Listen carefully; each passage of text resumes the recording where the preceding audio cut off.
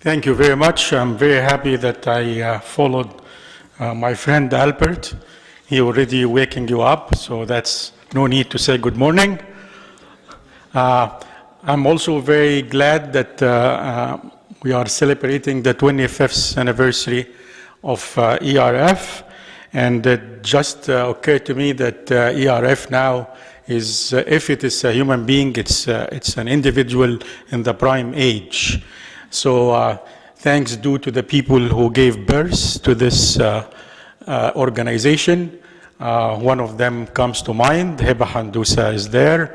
Thanks for the people who not only nursed and watched this child grow up, but actually took them to the university and graduated. And Ahmed Galal is there. Now the guy who is taking care of the 25 years old is Ibrahim, and I'm afraid that he has to do a lot, because if we are talking about the Arab standard, this prime age man might be unemployed. So the talk today, I'm actually concentrating on ERF taking the lead on employing the 60% of our population who are basically in that age group. Remember that this is the standard, that 60% of the population is under 25. I'm very happy also that yesterday we heard Professor Collier and Albert talking about how the government might impact the firms through public policy. So the firm will be offering training through educational institution, and this educational institution is going to be accountable for the firms in this case. Because this is basically what I was thinking about for a long time. What really made my day yesterday that Albert announced the prize, Arthur Lewis Prize. And Arthur Lewis has a story with me. 1979, I read the Arthur Lewis article, the famous Unlimited Supply of Labor, when I was doing my master's degree in Alexandria, and I discovered that he mentioned India and Egypt as an example of the two countries that has unlimited supply of labor in the agriculture sector. So I did my master when I went to the state on testing whether this hypothesis is true or not. So I had actually to do some experiment with producing a production function that can allow the marginal product to go to zero or become negative. So this became a famous approach at the time. But what really triggered with me all the time that this is a very simple theory for development. It basically, for people who are not familiar with it, is built on the assumption that there are people who are not producing anything. Probably they are making other people unproductive by being around them. So you take them from that state and put them where they can do any productive things. So turning negative marginal productivity into positive marginal productivity.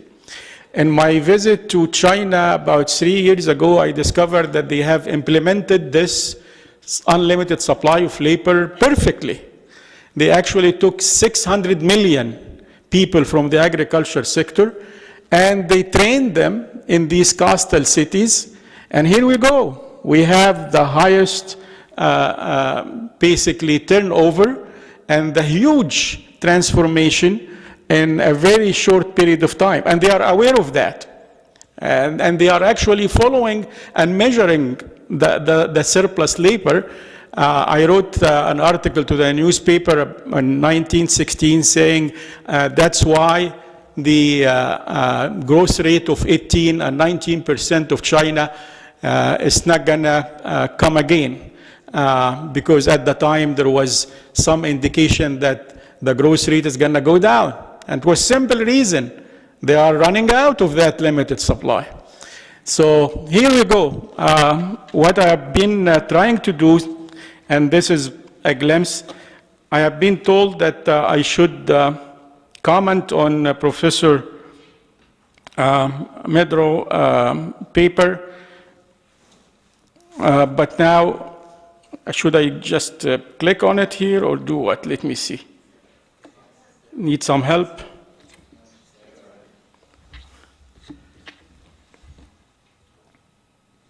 Okay, no, the first one, yeah.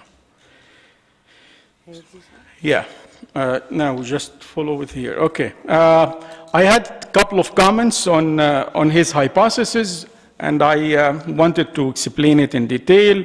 However, what I'm going to do is to just give you my feeling about the general thesis, which is very much in line, and he wants basically to give us some industrial policy guideline.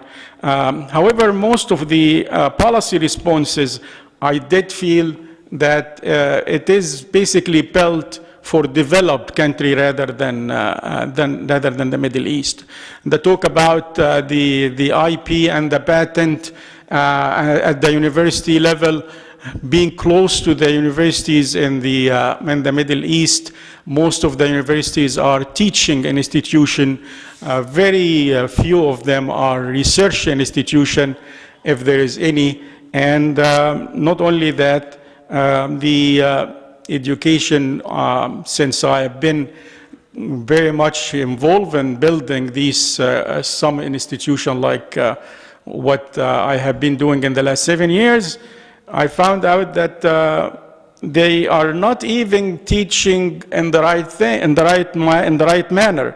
So one of the things that I'm going to go probably over in some detail when time comes here for questions by the audience. But let me give you what I'm doing right now.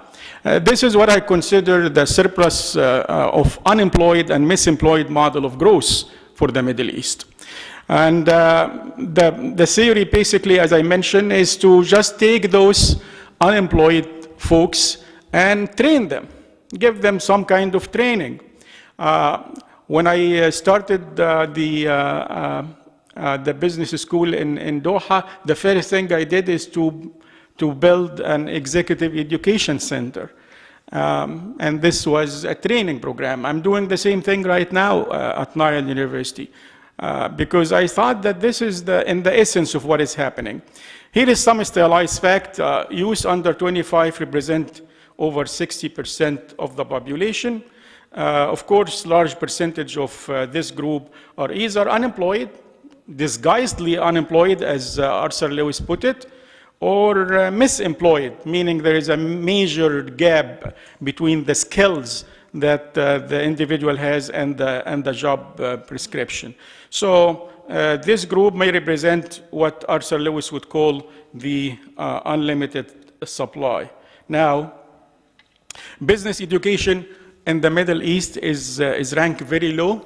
I was taken by the fact that Egypt, the largest populated Arab country, did last in the business education. That's in the competitiveness report. And I mean did last out of 114, it's 114. And I know why, because the business education, the College of Commerce, they call it theoretical college. Kulliya Nazariya, I don't know how to translate that, but this has no application whatsoever. All of the student wants to do is to get a degree, get a certificate, but they have nothing of value to be added from the 60 years old textbook that been taught at the time. Another projection here, by 2020, the region will reach 60% overall smartphone adoption. This is huge, and this is huge potential. Middle East top IT player, they don't rank in the top 600 company by annual revenue. So that's another potential. So we have Okay, I'm gonna move it.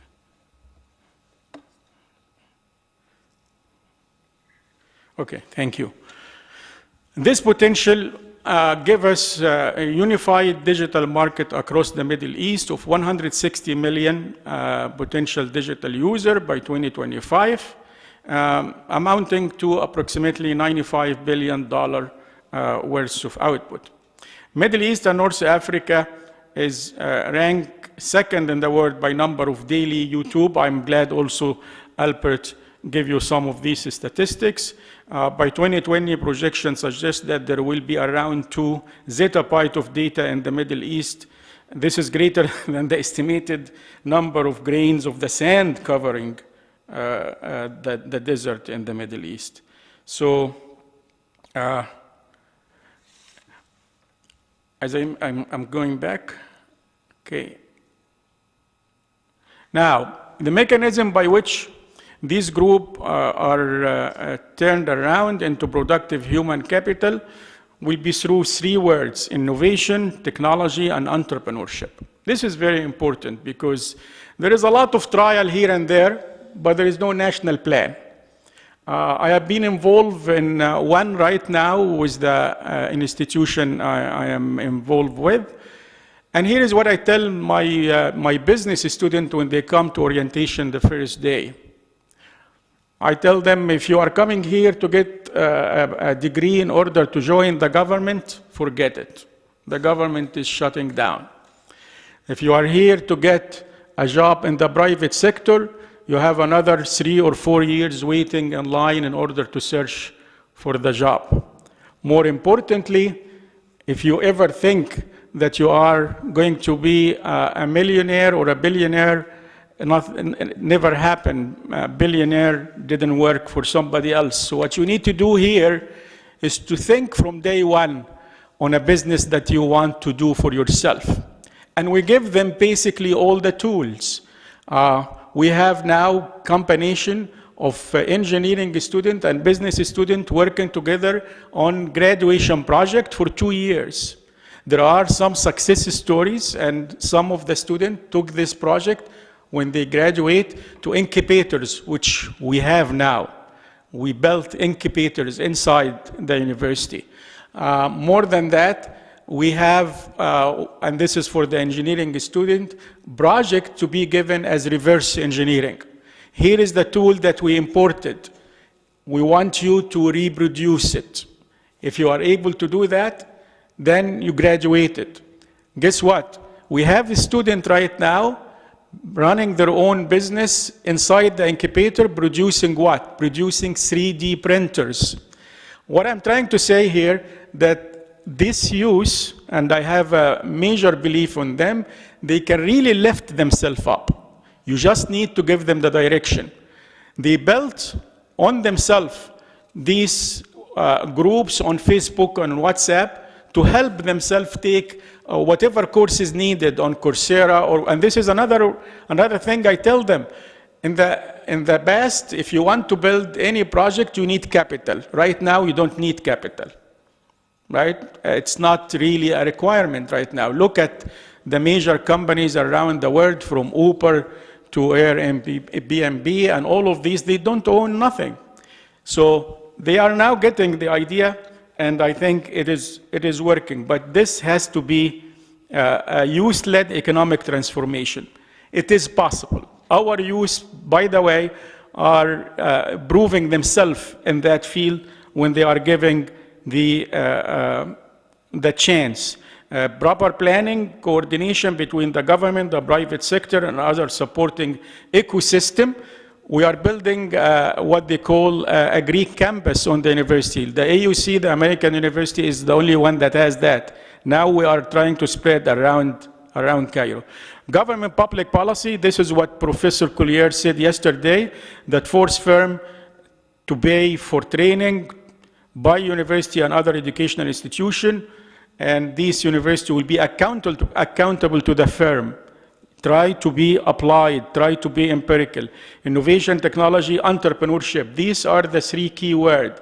If you are able to do that, remember, China moved the people by force from the farm to to the city, give them 6 months training on anything they want, anything, on waitering in the restaurant, on just riding or driving a bus, and then they became productive. In a nutshell, considering the unproductive human capital that we have, for me, they always say data is the new oil. For us, for the Middle East, these young people are the new oil, literally.